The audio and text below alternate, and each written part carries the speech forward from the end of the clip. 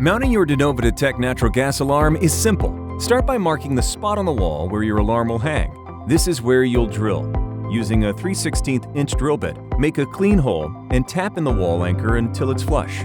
Drive the screw into the anchor, leaving the head out about 3/16 of an inch so the alarm can lock into place. Test the alarm before mounting. Press and hold the test button until it beeps. Then quickly release. You'll see the green light flash to show it's powered.